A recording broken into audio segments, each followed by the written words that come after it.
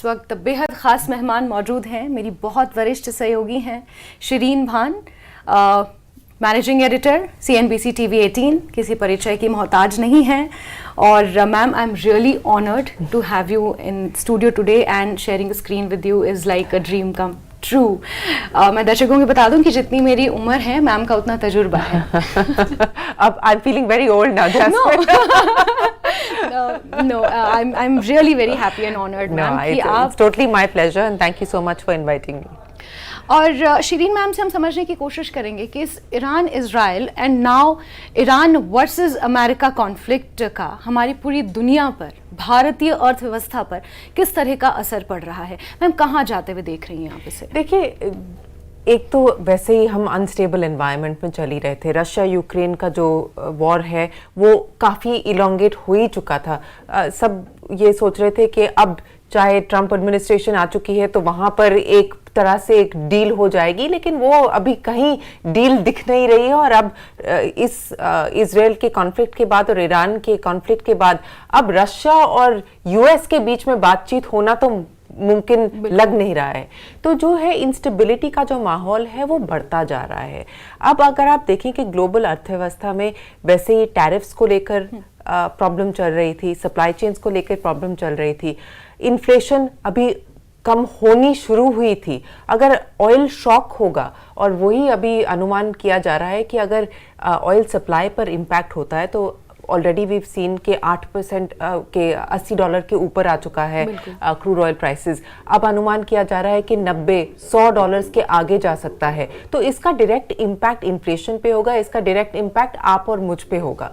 तो यही सब बातों को मद्देनजर रखते हुए हमें देखना पड़ेगा कि इस प्रकार की जो अस्थिरता है, इस प्रकार का जो अनसर्टेनिटी है, ये कितना लंबा चलेगा और उस अनसर्टेनिटी के माहौल में किस प्रकार की फिर इम्पैक्ट इम्प्लीकेशंस होगी ग्लोबल अर्थव्यवस्था के लिए। और India of course will not be insulated, India पर भी इम्पैक्ट होगा। लेकिन जो फिलहाल सबसे बड़ा जो हमें वॉच करना होगा वो क्रूड ऑयल प्राइसेस के दौर पे करना पड़ेगा। बिल्कुल मैम, और क्रूड ऑयल का आपने जिक्र किया, गैस का हम लिक्विफाइड नेचुरल गैस का हम जिक्र कर रहे हैं, तो स्ट्रेट ऑफ हॉर्मुज वो कहीं ना कहीं एक चर्चा का केंद्र आजकल बना हुआ है, क्योंकि ईरान ने प्रस्ताव पारित किया है और हालांकि डिस्कशन अभी हुआ है, पारित होना बाकी है, उसे ब्लॉक करने को, वो जो छोटा सा एक स्ट्रेच है उसे ब्लॉक करने पर विचार किया जा रहा है। अगर वो मान लीजिए ब्लॉक हो जाता है तो कितना बड़ा इंपैक्ट पड़ेगा? तो काफी बड़ा इंपैक्ट हो सकता है अगर वो हुआ। अभी भी अगर आप देखें तो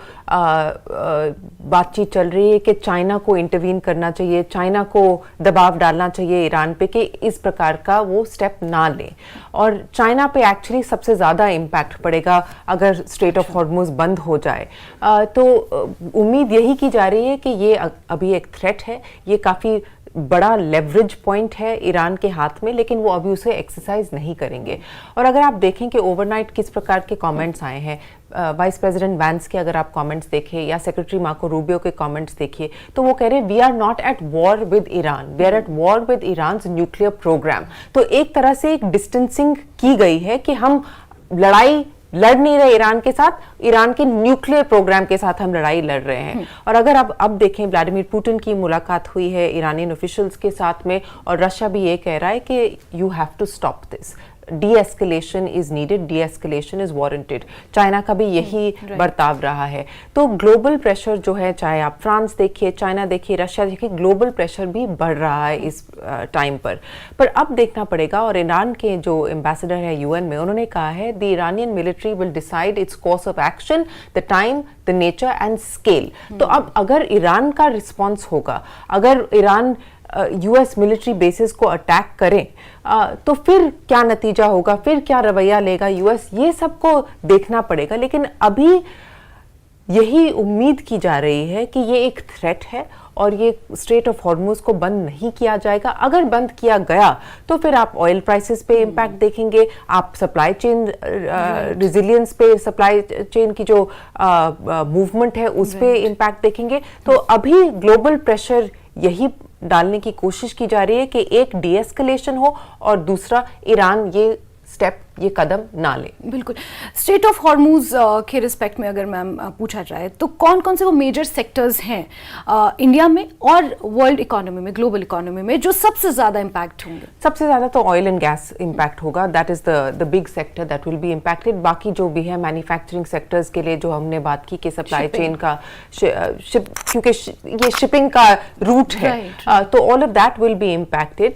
बट अगर हम इंडिया की बात करें तो आपने पूछा कि ऑयल एंड गैस को लेकर भी कितना हमें कंसर्न होना चाहिए। तो जब रशिया यूक्रेन की युद्ध की शुरुआत हुई थी तब इंडिया ने पोजीशन लिया था कि हम डाइवर्सिफाई करेंगे, we will buy from different sources including Russia. और रशियन क्रूड हमने इतना ज़्यादा खरीदा था उस पीरियड में जहाँ पे काफ़ी ग्लोबल प्रेशर था भारत के ऊपर कि आप क्यों रशिया से खरीद रहे हो, तो तब हमने डाइवर्सिफाई कर लिया था। यूएस से भी हमने काफ़ी बढ़ोतरी की है अपनी ऑयल एंड गैस इंपोर्ट्स में। तो इसीलिए हरदीप पुरी जो ऑयल मिनिस्टर हैं वो कह रहे हैं कि फिलहाल इंडिया को उतनी कंसर्न की ज़रूरत नहीं है। वैसे ही भी हमारे पास 3 वीक्स का इंपोर्ट है, लेकिन हमारा ऑलरेडी काफ़ी डाइवर्सिफाई हो चुका है ऑयल एंड गैस इंपोर्ट का सप्लाई चेन, और वो हम और भी बढ़ाएंगे। और यूएस को अगर आप देखें, यूएस ने साफ साफ कहा है कि India must import more from the US.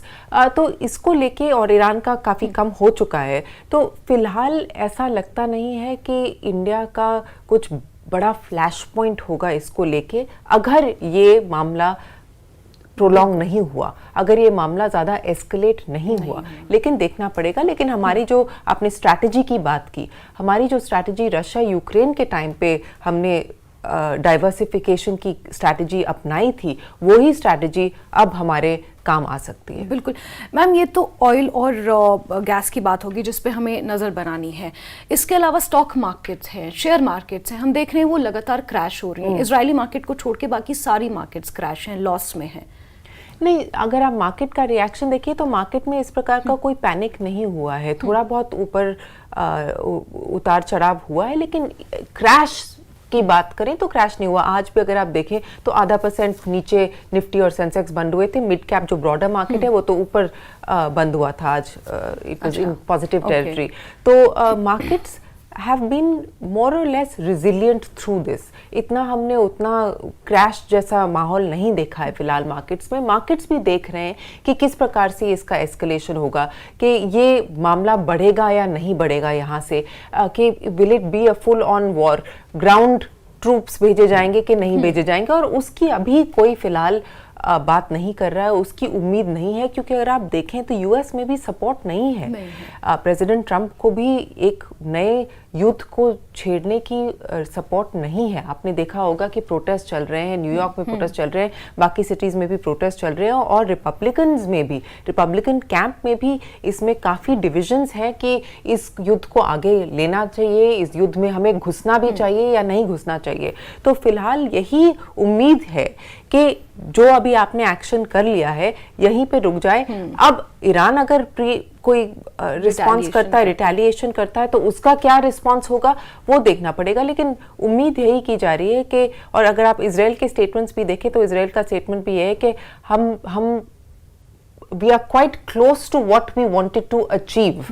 तो वो भी यही कह रहे हैं कि जो हमारा गोल था, जो हमारी ऑब्जेक्टिव थी, हम उसे अचीव करने के पास आ रहे हैं। तो यही उम्मीद है कि शायद ये रशिया यूक्रेन जैसा मामला ना हो जाए। अगर वो होगा तो then all bets are off. लेकिन मैम, हम कहीं ना कहीं इस बात से भी इनकार नहीं कर सकते कि जो लार्जेस्ट ग्लोबल इकोनॉमीज हैं वो इस वक्त कॉन्फ्लिक्टिंग स्टेज में हैं, एक दूसरे के साथ कॉन्फ्लिक्टिंग स्टेज में हैं। और क्योंकि जैसे कि मैंने आपसे पहले भी बात की थी कि एक मल्टी डायमेंशनल रिलेशंस होते हैं when we talk about global economy.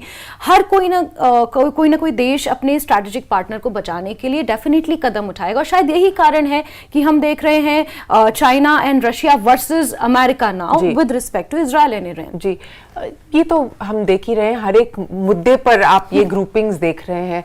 तो वही मैंने आपको कहा था कि जो उम्मीद थी कि President Trump and Putin will actually be able to bring peace to Russia and Ukraine, वो तो अब आप छोड़ दीजिए। वो ना तो डील फिलहाल लग रही है कि होगी, और ये लग रहा है कि रशिया यूक्रेन का जो मामला है, वो जो जंग है वो जारी रहेगी। अब उसमें कितना यूएस सपोर्ट करेगा, क्योंकि प्रेसिडेंट ट्रंप ने पहले ही कहा था कि हम बस we have reached our limit as far as supporting Ukraine is concerned. अब वहां पे रीथिंक होगी या नहीं रीथिंक होगी, अगर रशिया ईरान के साथ में सपोर्ट करे तो वो देखना पड़ेगा। तो these are all dynamic pieces at this point in time. China और यूएस की बात करें, ट्रेड डील उन्होंने पहले कहा नहीं होगी, फिर कहा होगी, अब हो चुकी है। It is a tenuous peace at this point in time, but ये भी देखना पड़ेगा कि अब चाइना ईरान के अगर के साझेदारी लेता है, ईरान के कैंप में आता है, तो इस पे क्या प्रभाव पड़ेगा, जो ये पीस फिलहाल चल रहा है यूएस और चाइना के बीच में। तो काफी डायनामिक सिचुएशन है। यूरोप और अमेरिका के हालात भी काफी ठीक ठाक नहीं चल रहे हैं, and Europe has made it clear that we don't agree with what President Trump is doing, we don't agree with what the US is doing. तो अभी जो है सब ये ग्रुपिंग्स जो है अपना अपना देख रही हैं कि किस प्रकार से उन्हें आगे चलना चाहिए, लेकिन it is very very clear that जो उम्मीद थी कि हम इंस्टेबिलिटी से स्टेबिलिटी की ओर जाएंगे, हम पीस की तरफ जाएंगे, वो वाला जो मोमेंटम लग रहा था कि बनेगा, वो तो फिलहाल पूरा डीरेल हो चुका है। पूरा डीरेल हो चुका है फिलहाल। बिल्कुल। एक थोड़े से एक दो सवाल और लेना चाहूंगी मैम। एक चीज ये है कि हमारे बहुत सारे स्टूडेंट्स ईरान में पढ़ने के लिए गए हैं, ऑपरेशन सिंधु के तहत उन्हें वापस लाना पड़ रहा है। मिडिल ईस्ट में बहुत सारे हमारे लोग हैं जो काम की तलाश में जाते हैं, काम के लिए वहां एम्प्लॉयड हैं। अब जो सिचुएशन वहां पर बन रही है, डेफिनेटली टेंशंस वहां पर जो है अभी, जैसे आपने कहा कि ये डायनामिक्स चेंज हो रहे हैं डे बाय डे। ऐसे में मिडिल ईस्ट, वेस्ट एशिया में जो सिचुएशन है, वहां पर हमारे लोग जो काम के लिए गए हैं, उनके ऊपर कितना असर और उसका हमारी भारतीय इकोनॉमी पे कितना असर, कि उन्हें वापस लाना, यहाँ पर आके उनका अनएम्प्लॉयमेंट, ये तमाम चीजें क्या इंटरलिंक्ड हैं, हम कह सकते हैं? इंटरलिंक तो है ही। हमने देखा था कि रशिया यूक्रेन के टाइम भी हमारे स्टूडेंट्स जो थे यूक्रेन में, उन्हें वापस लाना पड़ा था। पर अगर हम इम्पैक्ट देखें तो जो रिमिटेंसेस की बात करते हैं कि पैसे बाहर से अंदर आ रहे हैं इंडिया में, तो वो यूएस से ज़्यादा आते हैं। ईरान से उतना ज़्यादा इम्पैक्ट नहीं होता, लेकिन रीजन, मिडिल ईस्ट रीजन काफ़ी इम्पॉर्टेंट है एक रिमिटेंसेस के तौर पे, जहाँ पे जो भारत के लोग बाहर काम कर रहे हैं वो पैसे वापस इंडिया में भेज रहे हैं। तो instability is doesn't help anybody. और अगर आप इस रीजन की बात करें तो ये बहुत इंपॉर्टेंट रीजन भी है, और हर एक सेक्टर में इसका प्रभाव देख रहे हैं। अगर आप सिविल एविएशन की बात करें तो आपने देखा है कि एयर इंडिया और बाकी ग्लोबल एयरलाइंस का भी रूटिंग चेंज हुआ है। जितने फ्लाइट्स कैंसिल हो रही हैं because people are not even flying to Dubai, कि इंस्टेबिलिटी है इस रीजन में, पता नहीं कि क्या होगा, कौन से एयर स्पेस क्लोजर अनाउंस किया जाएगा, कौन सा एयर स्पेस खुला होगा। तो इसका सबका जो है एक ट्रैवल इंडस्ट्री, टूरिज्म इंडस्ट्री, आपने स्टूडेंट्स की बात की, तो एक माहौल अनसर्टेनिटी का क्रिएट जब होता है तो तब लोग डिसीजन नहीं ले पाते कि क्या करें, रहें वहाँ पे कि वापस आ जाए। तो अभी इंडियन गवर्नमेंट तो वापस लेके आ रही है जो लोग वापस आना चाहते हैं, बट उनका किस प्रकार से रिहैबिलिटेशन यहाँ पर होगा, you know, one doesn't have the answers to those questions at this point in time. But जैसे हमने देखा था कि रशिया यूक्रेन के टाइम पे भी, you know, people are desperate, they want opportunities and they will find ways of finding other opportunities at this point in time, and you know, ऐसा अजीब लगता है कि war torn areas में भी लोग opportunities ढूंढने के लिए चले जाते हैं, लेकिन that is the reality of the situation। बिल्कुल।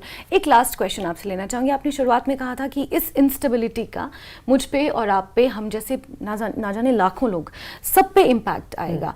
ऐसे में हमारी गवर्नमेंट की क्या strategy, do we need a strategy change, और हमारी गवर्नमेंट को हम किस तरह से रिस्पॉन्सिबल मान सकते हैं कि इस इंस्टेबिलिटी के दौर में भारत एक स्टेबल देश है और हम जिस रफ्तार से आगे बढ़ रहे थे उसी रफ्तार से हम आगे बढ़ें? देखिए, सबसे पहली बात तो यह है कि भारत को अपनी इकोनॉमी पे फोकस करना चाहिए।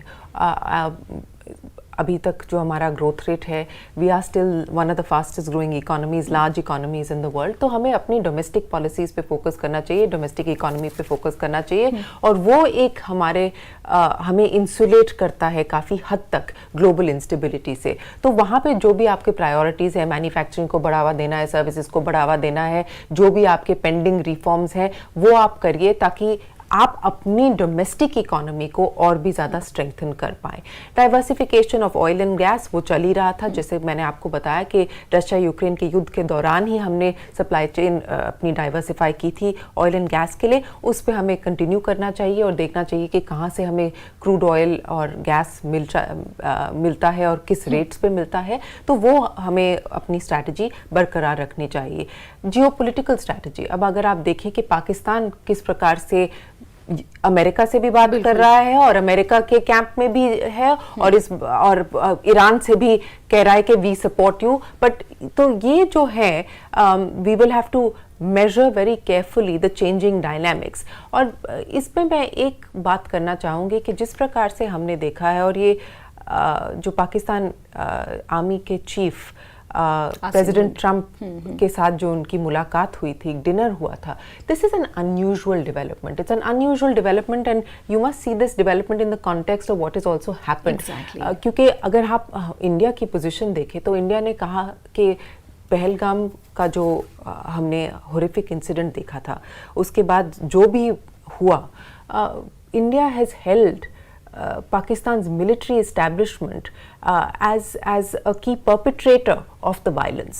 और अभी आप देख रहे हैं कि यूएस में पाकिस्तान मिलिट्री चीफ को, आर्मी चीफ को आप बातचीत कर रहे हैं, आप डिनर पे बुला रहे हैं। पाकिस्तान प्राइम मिनिस्टर को बुलाइए, अलग बात है, पर पाकिस्तान आर्मी चीफ जिसको ग्लोबली देखा जा रहा था कि he was the aggressor, he was the perpetrator of many of the actions that Pakistan took।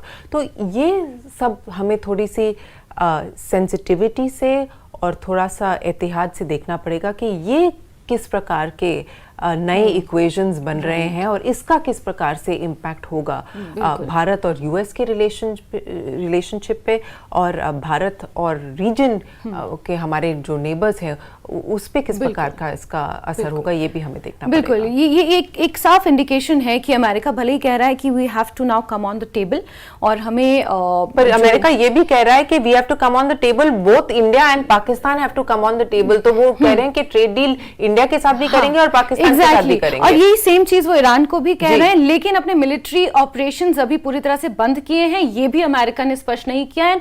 शायद that is also the reason कि उन्होंने आसिम मुनीर को डिनर पे बुलाया था और उनके साथ जो भी डील हुई होगी, जो भी बात हुई होगी, बिकॉज अमेरिका ने अपने मिलिट्री ऑपरेशंस क्लोज करने के लिए अभी ईरान के खिलाफ इस तरह का कोई इंडिकेशन नहीं दिया है। इंडिकेशन नहीं दिया है, पर ये कहा है कि जो हम युद्ध में नहीं है, but we are in a war against Iran nuclear programme.